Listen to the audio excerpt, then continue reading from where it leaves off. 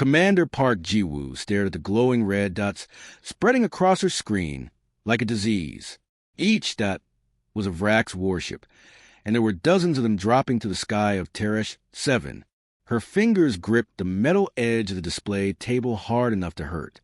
"Status report," she said, trying to keep her voice steady. Lieutenant Kim Taeyong wiped sweat from his forehead with the back of his hand. "The evacuation ships are loading people right now. Commander, we have maybe 40 minutes before the Vrax soldiers get here." 40 minutes. Ji-woo felt her stomach twist. Not enough time. Never enough time. She looked around the command center. People were running everywhere, carrying data pads and equipment boxes. Alarms blared in the background, a constant reminder that death was coming fast. Through the large windows, she could see the sky turning orange with explosions. The Vrax weren't being subtle about their invasion. "How many people are still waiting to evacuate?" Ji-woo asked. Taeyong checked the screen. "About 200. Most are diplomats and scientists from the research station. Some traders. A few families." Ji-woo pulled up the evacuation list on her own tablet. Names scrolled past, each one attached to a species designation and a priority code. The priority codes determined who got on the ships first. It was a system the Galactic Council had created years ago, and Ji-woo had always hated it. Her eyes caught on one name near the bottom. Pip. Age, 7 years. Species, Catherine.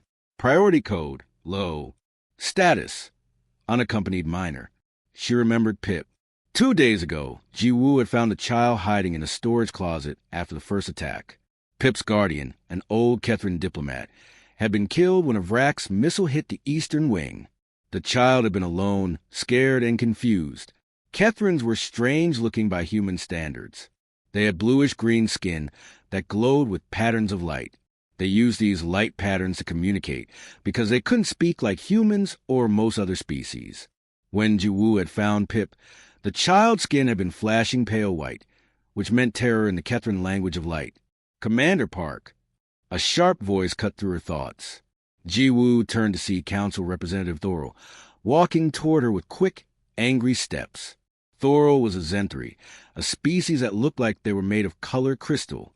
Right now, his crystals were dark purple, which meant he was annoyed. "Representative Thorol," Ji-woo said, giving him a small nod. "I have reviewed the evacuation manifest." Thorol said, holding up his data pad like it was evidence in a trial. "There are serious problems." Ji-woo felt a cold weight settle in her chest. "What kind of problems?" "We are over capacity by 3 units, Thorol said. His translator device made his voice sound mechanical and cold. "The Council evacuation protocols are very clear about the situation." 3 people, Ji-woo said, emphasizing the last word. "We're over capacity by 3 people, not units." Thorol's crystals shifted color slightly. "The terminology is not important. What matters is that we must follow the rules. The Vrax's diplomatic mission has requested additional cargo space for cultural artifacts. Ambassador Vex has very valuable items that must be preserved." Ji-woo stared at him. "Cultural artifacts. You mean things. Objects. Irreplaceable historical items worth millions of credits," Thorol said, as if this explained everything. "And to make room for these objects, who exactly are you planning to leave behind?" Thorol tapped his data pad with one crystalline finger. "I have already made the necessary adjustments to the list. 3 individuals of minimal strategic value have been removed from priority evacuation sequence. 2 Catherine trade observers and 1 juvenile dependent." The cold weight in Ji-woo's chest turned hot. "The child. You're talking about leaving Pip behind." "The Catherine juvenile, yes." Thorol spoke like he was discussing the weather. "I understand you may have formed some emotional attachment, but we must be logical about this. The Catherine species has only provisional council status. They contribute very little to the council economy. They have no military power, and their homeworld is currently dealing with a plague situation that makes their future membership uncertain." Ji-woo felt her hands forming fists at her sides. "Their homeworld has a plague. That's why Pip's family came here in the first place. They were refugees looking for help." which is unfortunate, but not relevant to current evacuation priorities. Thorol said, Council Law Article 47, Section 3 is completely clear on this matter. During crisis evacuations, when transport capacity is limited, we must preserve strategic assets over individual welfare concerns. The Kethrin child is legally classified as a non-strategic entity. She has a name, Jiwoo said quietly. Her name is Pip. That is not relevant to... And she's 7 years old. She watched her guardian die 3 days ago. She's alone and terrified. Thorol's crystals darkened further. Commander Park, I will not waste time debating council law with a subordinate officer. The decision has been made and is final. He gestured to 2 Zenthri security officers standing near the door. Escort the Kethrin juvenile from Transport Bay 7. Place the individual in temporary holding until the evacuation is complete. Jiwoo watched the security officers begin walking toward the transport area. Through the large window, she could see Transport Bay 7. Inside the transparent docking tube, she could see Pip sitting between 2 adult Kethrins. The child was clutching a small cloth bag, probably everything Pip owned in the entire universe. Lieutenant Kim moved closer to Jiwoo's side. Commander? His voice was uncertain, worried. The security officers reached the entrance to Transport Bay 7. One of them pulled out a scanning device, pointing at passengers to identify which species they were and what their priority codes were. Jiwoo thought about many things in that moment. She thought about the oath she had taken when she joined the Terran Diplomatic Corps, promising to represent humanity's values among the stars. She thought about all the speeches human ambassadors gave in council meetings about dignity and rights and the value of every sentient life. She thought about how the older, more powerful species always nodded politely at these speeches and then changed absolutely nothing. She thought about her own daughter back on Earth, Minsu, who was 8 years old, just 1 year older than Pip. She thought about what she would want someone to do if Minsu was alone and scared on a planet about to be invaded. If some alien officer had to choose between following orders and doing what was right. The security officer's scanner beeped as it identified Pip. The child's glowing skin pattern shifted from blue-green to pure white. Fear. Pure, absolute fear. The officer reached out to take Pip's arm. No, Jiwoo said. Thorol turned to look at her. Excuse me? I said no. Jiwoo stepped around him and started walking toward Transport Bay 7, her boots making sharp sounds on the metal floor. Commander Park, you are approaching the line of insubordination. I'm not approaching anything representative. I'm way past it. Jiwoo kept walking. Behind her, she heard Kim's footsteps following. Good man, she thought. Representative Thorol's crystal body turned a dark, angry red. His translator device crackled with static before his words came through, sharp and cold. Commander Park, if you continue with this action, you will face a court-martial. You will be expelled from all council space. Your diplomatic credentials will be permanently revoked, and the Terran Diplomatic Corps will suffer damage to its reputation that cannot be repaired. Jiwoo looked straight at him. Her voice was calm and flat. Understood. Lieutenant Kim stepped closer to her side. He kept his voice low, urgent. Commander, please think about what you're doing. Your career, your future. Jiwoo looked down at Pip. The child's skin patterns had changed slightly. The pure white of terror was still there, but now there were small flickers of blue-green mixed in. Hope, maybe, or trust. Jiwoo wasn't sure which, but it made her decision feel solid and right. I have thought about it, she said simply. Thorol's translator crackled again. Then you leave me no choice. Security officers, remove Commander Park from this transport immediately and detain her for... Sir, Kim's voice was louder now.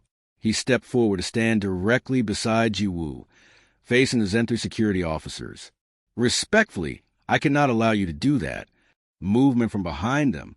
Corporal Han Minji emerged from her station near the back of the transport bay. Then Ensign Choi Yunho appeared from the pilot's area. Finally, Specialist Lee Dun stepped away from the equipment locker where she had been organizing supplies.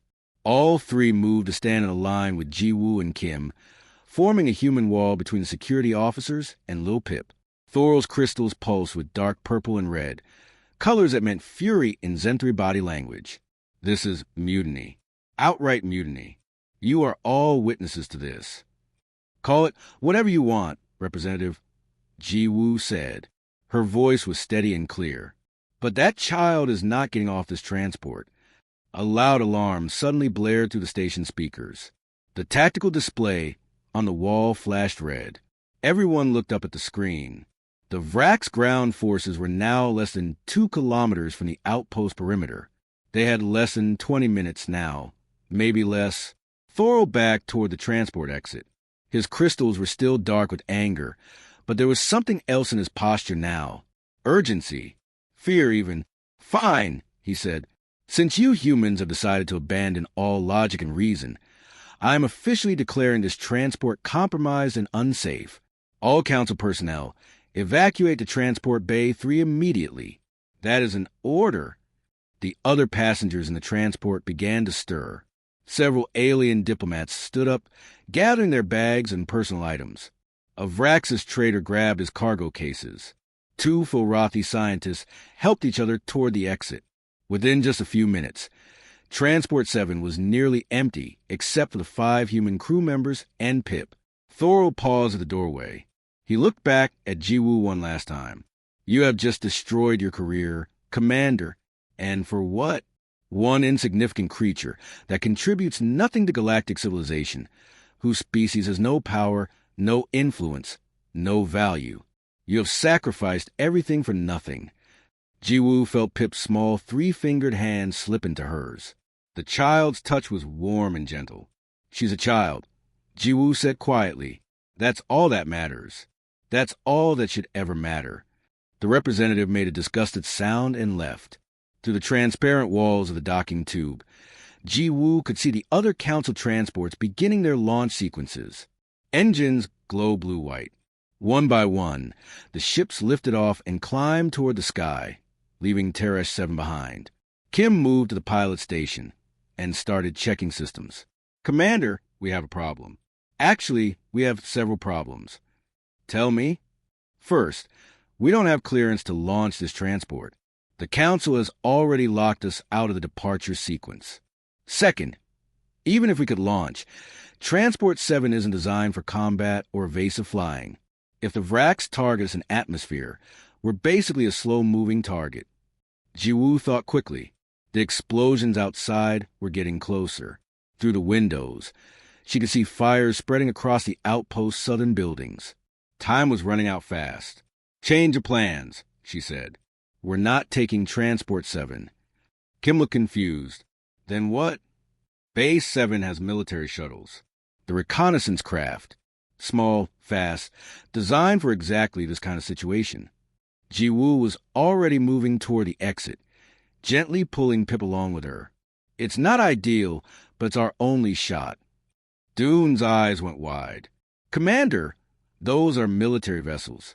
Taking one without authorization is theft of government property.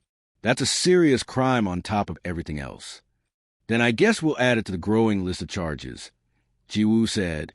She squeezed Pip's hand gently, trying to be reassuring. The child's light patterns had stabilized into a steady blue-green, with just occasional white flickers. Better than before. Much better. Kim, you're our best pilot. You'll fly. Minji, Yunho, Dune, grab emergency supplies from the storage lockers. Food, water, medical kits, anything portable. We've got maybe 10 minutes before this whole place is overrun. They move quickly and efficiently, years of training taking over. Ji-woo picked up Pip. The child was surprisingly light, with delicate bones that made sense for a species that evolved on a low-gravity world. As they ran through the corridors toward Base 7, Ji-woo could hear the thunder explosions getting louder. The walls shook. Dust fell from the ceiling. Emergency lights flickered. Base 7 was chaos. Support personnel were frantically destroying sensitive computer equipment, making sure nothing valuable fell into Vrax's hands. No one paid attention to a commander and her team boarding a reconnaissance shuttle. They were all too busy trying to say what they could before the enemy arrived. Kim slid into the pilot's seat and began running through the launch sequence with practiced speed. Engines coming online. Weapon systems. Well, we got point defense lasers. That's about it. Nothing that'll stop a serious attack. It'll have to be enough. Jiwoo strapped Pip into a passenger seat, showing the child how the safety harness worked. Pip's 3-fingered hands fumbled with the buckles at first, but then got it. The child's pattern shifted to steady blue, calm, or at least try and be calm. Kim pressed the communication button. Bay 7 Control, this is Reconnaissance Shuttle 47, requesting immediate launch clearance. The response came immediately. It was Thorol's voice, cold and mechanical through the translator. Negative, Shuttle 47. You are not authorized for departure. Commander Park, I am ordering you one final time to stand down and surrender yourself for arrest. Sorry, Representative, Jiwoo said. We're a little busy right now. She nodded to Kim. He triggered the bay door controls. The massive doors began grinding open, revealing the orange sky beyond, lit up with fires and explosions. Final warning, Commander Park, Thorol's voice crackled. If you launch without proper authorization, I will have no choice but to classify you as a hostile entity, and...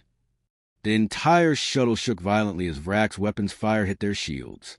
The impact felt like being inside a metal can while someone hit it with a hammer. Sparks flew from one of the control panels. The lights flickered. Evasive maneuvers, Jiwoo shouted, gripping the armrest of her seat, so hard her knuckles turned white. Kim's hands moved fast across the controls. The shuttle suddenly rolled sideways and dove down at a sharp angle. Jiwoo's stomach lurched up into her throat. She heard someone behind her make a sick sound. Through the view screen, she watched stars spin wildly as Kim to the shuttle into a twisting, spiraling flight path. Behind her, Pip's glowing skin patterns flickered and changed. But it wasn't the pure white of terror like before. The child's patterns had shifted to orange-yellow, with pulses of bright red mixed in. Jiwoo had been studying the basic Kethran light language since meeting Pip. If she was reading it right, those colors meant something like determination or defiance. The child was scared, yes, but also angry at the attackers. Shields are down to 60%. Minji called out from the defense station. Her voice was tight with stress. Another direct hit like that, and we're going to be in serious trouble. More alarms blared. Another blast of green energy from the Vrak's interceptors streaked past the view screen, missing them by what looked like only a few meters. Can we outrun them? Jiwoo asked, though she already suspected the answer. Kim shook his head without taking his eyes off the controls. Not for long. Those are military interceptors built for combat and pursuit. We're flying a reconnaissance shuttle designed for sneaking around and gathering information, not for fighting. They're faster than us. Their weapons are stronger than us. And there are 3 of them. Another hit. The shuttle bucked and shook like a wild animal. Yunho was thrown forward against his safety harness. Equipment fell from overhead compartments and clattered across the floor. Shields at 40%. Minji's voice had risen an octave. One more solid hit, and we're going to lose shield coverage completely. Jiwoo's mind raced, searching desperately for options. They couldn't fight. Their point defense lasers were meant for shooting down missiles and debris, not for actual combat. They couldn't outrun the interceptors, and they were too far from any friendly territory to call for help. Her crew was going to die because she had made a choice to save one child. She didn't regret the choice, but the weight of responsibility felt crushing. The communication system suddenly crackled to life. A voice came through, speaking Korean but with a strange accent, like someone who had learned the language from old recordings. Unidentified human shuttle. This is Captain Rose Sungmin of the independent freighter Wandering Star. I've been monitoring the council frequencies. Sounds like you could use some help right about now.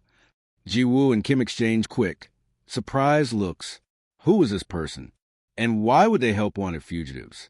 This is Commander Park Jiwoo, she responded cautiously. Who are you? What do you want? A rough laugh came through the speakers. What I want? Nothing. What I'm offering is a safe place to hide. There's a mining station at coordinates I'm sending to your navigation computer now. It's located in contested space. Neither the Council nor the Vraks officially control that sector. Once you're there, they can't legally touch you. Well, They can't legally touch you without starting a bigger political mess than they probably want. The navigation display beeped as new coordinates appeared on the screen. Why would you help us? Ji-woo asked. There had to be a catch. Nobody helped fugitives out of pure kindness, especially when the council was offering a 50,000 credit reward. A long pause. When Captain Rowe spoke again, his voice was quieter, sadder. Because I had a daughter once. She got sick with blood fever when she was 9 years old. A council medical transport had the medicine she needed. They were carrying supplies to a colony world. We couldn't pay the priority fee they wanted. They left her behind. She died 3 days later. Ji-woo felt something twist in her chest. She looked back at Pip. The child was watching her with those large dark eyes, light patterns shifting with worry. Another blast rocked the shuttle. Red warning lights flashed across every panel. Shields at 25%. Min-ji shouted. The next hit is going to go straight through. Captain Rowe. Ji-woo said quickly, making her decision. Send those coordinates now. Already done, the voice replied. But you need to jump to hyperspace immediately. Like, right now. Those interceptors are lining up for another attack run. Kim's hands were already flying across the hyperspace navigation controls. Numbers scrolled rapidly across his screen as the computer calculated the jump. The math is tight, Commander. Really tight. We need to make the jump in the next 30 seconds, or those Vrax ships will be too close.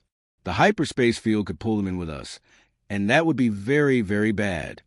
Do it, Ji-woo ordered. The engine began building up power with a rising whine that Ji-woo could feel through the floor. The whole shuttle vibrated. Through the view screen, she could see the 3 Vrax interceptors turning toward them, their weapons charging with bright green light. 20 seconds to jump, Kim said. His voice was steady, but Ji-woo could see sweat running down his face. 15 seconds. They're firing. 3 beams of green energy lanced toward them. The shuttle's computers screamed warnings. Everything seemed to move in slow motion. 10 seconds. Hold on.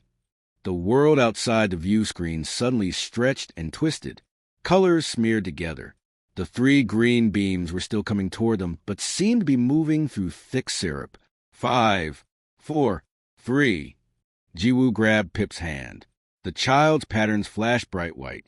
2, 1, jump. The universe twisted inside out. For a single heartbeat, Ji-woo felt like she was being pulled in every direction at once.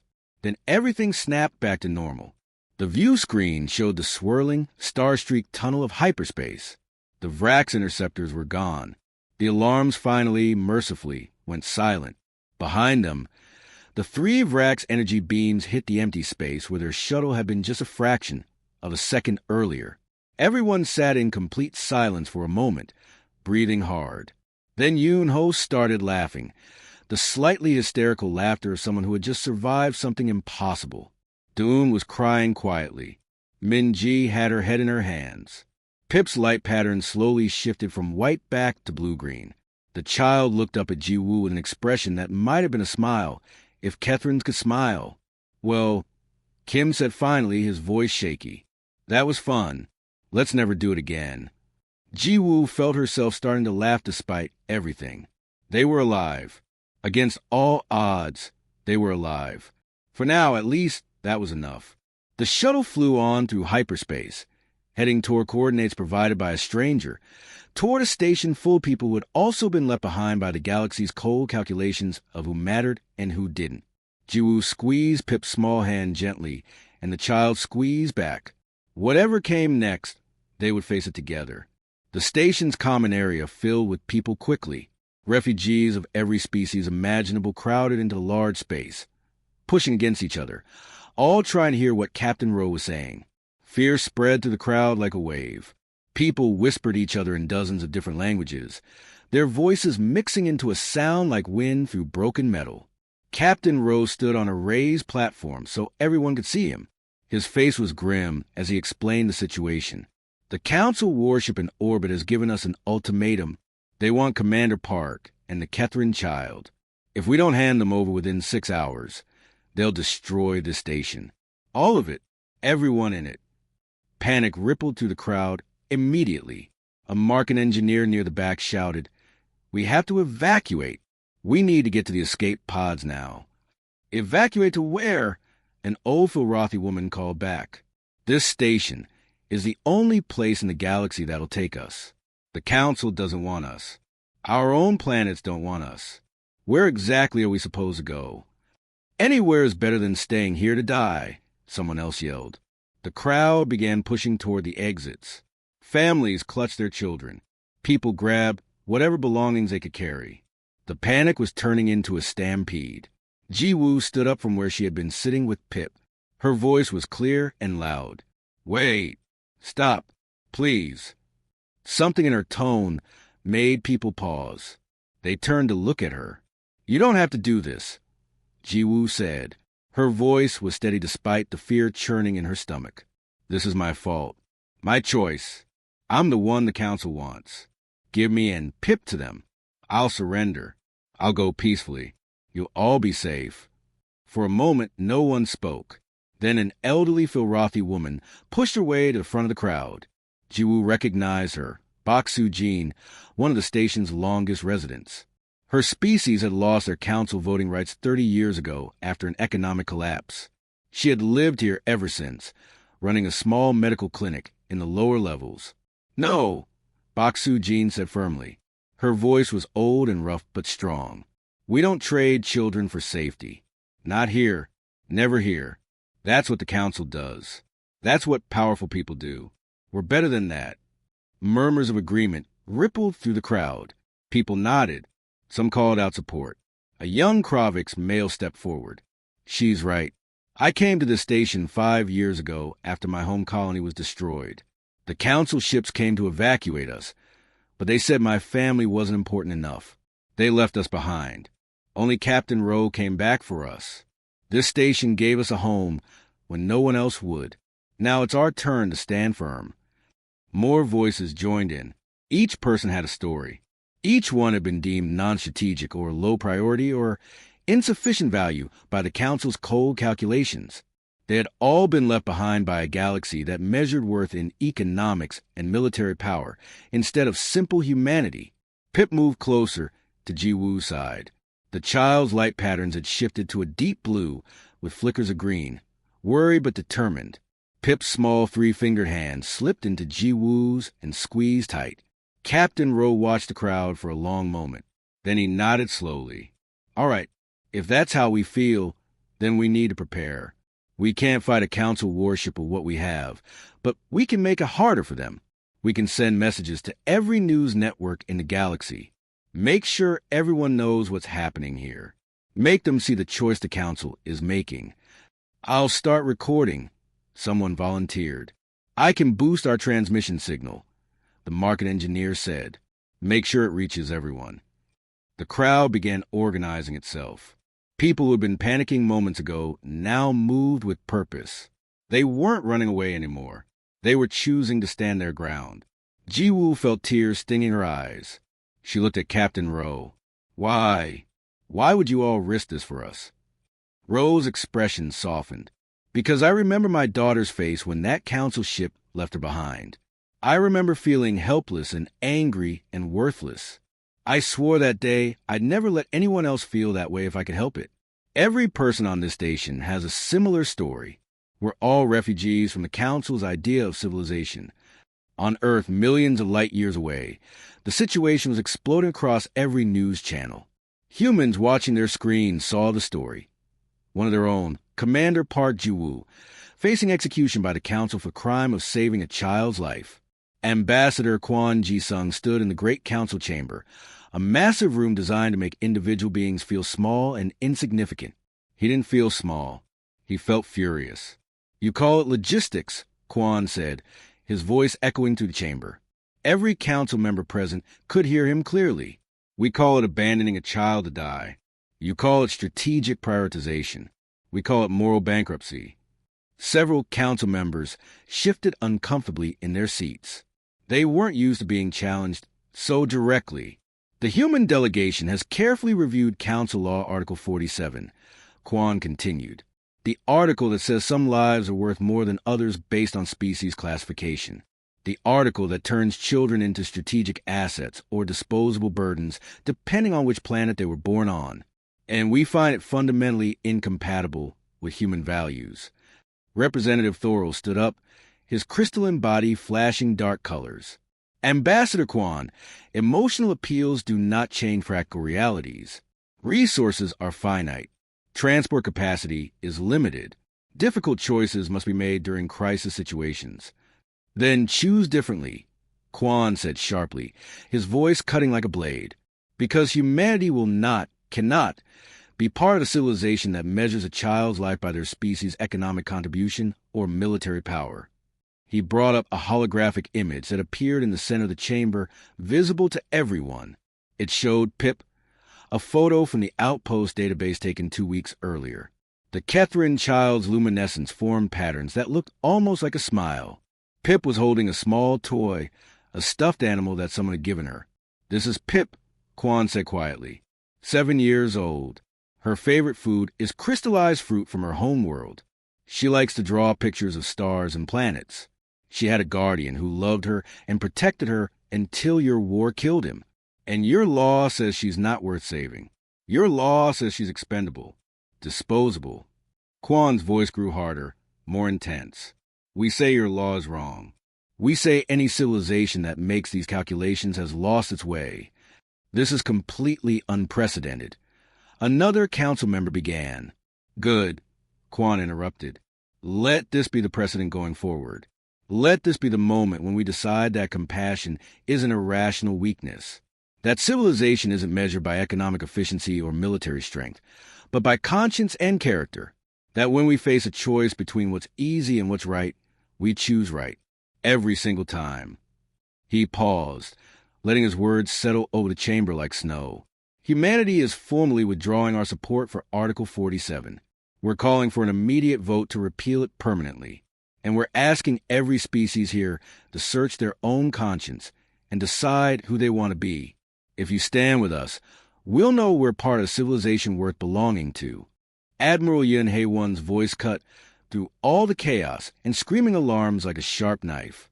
"All ships, battle stations. This is not a drill. Prepare for immediate combat." The Vrax fleet opened fire first. Space around the mining station exploded with light and color. Blue streaks shot out from human railguns, moving so fast they looked like lightning. Green particle beams from the Vrax ships burned through the darkness. Red crystalline energy blasts from the Council warship added to the deadly light show. It was beautiful and terrifying at the same time. Inside the refuge mining station, everything shook. The lights flickered and went dark for a second before emergency power kicked in. People screamed. Alarms blared from every speaker. "Shields are failing," someone shouted from the station control room. Jiwoo grabbed Pip and pulled the child close to her body, trying to shield her from whatever was coming. Kim, Minji, Yoonho, and Doon formed a protective circle around them both. They had survived so much together already. The evacuation, the chase, the desperate jump to hyperspace. But this might be where their luck finally ran out. This was it. The end. They had come so far, defied so many powerful people, and now... Attention, Vrax fleet. Admiral Yun's voice came through every speaker again, broadcasting on all frequencies, so everyone could hear. Her tone was ice-cold and absolutely confident. Break off your attack immediately or face complete annihilation. The Vrax commander's response came through crackling with static and arrogance.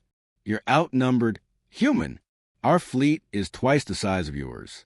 Surrender now and we might let some of you live." There was a pause. Then Admiral Yun spoke again, and Ji-woo could hear the smile in her voice. "Count again." Suddenly, new ships appeared on all the sensors. They dropped out of hyperspace in perfect formation, dozens of them, council vessels. Not just a single council warship that had been demanding Ji-woo surrender. These were reinforcements.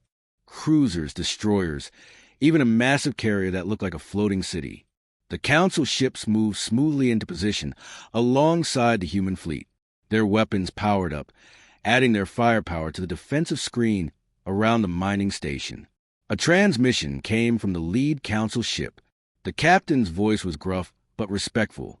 "Admiral Yun, this is Captain Mextar of the council ship Arbitrator. We're receiving multiple casualty reports from the mining station. Our sensors show their shields are nearly gone. Requesting permission to extend our defensive perimeter to cover the station." Everyone held their breath. Humans and council species had worked together before, but never like this. Never as equals defending something they both believed in. Admiral Yun's response was immediate. "Permission granted, Captain. Welcome to the fight." The combined fleet moved as one. Human and council ships that had been political enemies just hours ago now coordinated their movements with practiced precision. They formed overlapping defensive layers, each ship covering the weaknesses of the others. The Vrax fleet, which had expected to find divided enemies fighting among themselves, suddenly faced a unified wall of firepower. Inside the mining station, more alarms went off. A computerized voice announced hull breaches in Section 7. Fire suppression systems activated in the habitation ring. Smoke began filling the corridors. People panicked. They ran in all directions, some toward the emergency escape pods, others just running blindly. The smoke made it hard to see. The flickering lights made it worse. People were getting separated from their families, lost in the chaos. Then something unexpected happened. Pip's light pattern suddenly shifted to brilliant, pure white, but not the white of terror this time. This was different, brighter, more intense. The child pulled away from Ji-woo and started moving toward the damaged sections of the station. "Pip, wait!" Ji-woo called out. "It's not safe." But Pip didn't stop. The child's entire body glowed brighter and brighter, the light patterns pulsing in complex rhythms that seemed to carry meaning beyond words. Other Kethrins in the station, the two trade observers who had also been deemed non-strategic by the Council, saw Pip's lights and responded. Their own bodies began glowing, adding their light to Pip's. The light patterns weren't just communication. Ji-woo realized with sudden understanding that they were more than that. The bioluminescence somehow conveyed emotion and meaning that went beyond language barriers. The panicking refugees in the smoke-filled corridors saw the lights and felt their fear lessen. The pattern seemed to speak directly to some deep part of the brain that existed in all species, the part that responded to light and safety and guidance. People stopped running in circles. They started following the lights. Pip stood at intersections, light patterns pulsing to show which way was safe, which corridors were blocked, where the escape pod were located. The other Kethrins did the same throughout the station. "She's guiding them," Kim said, his voice full of wonder. "She's saving them." Min Ji was monitoring the station's internal sensors. She looked up with wide eyes. "Commander, look at this." Ji-woo glanced at the display. Messages were flooding in from across council space. Species they had never heard of, minor members who usually stayed silent in council debates, were transmitting messages of support. They were demanding that the council protect the refuge station. They were calling for votes on new laws. They were speaking up for the first time in decades.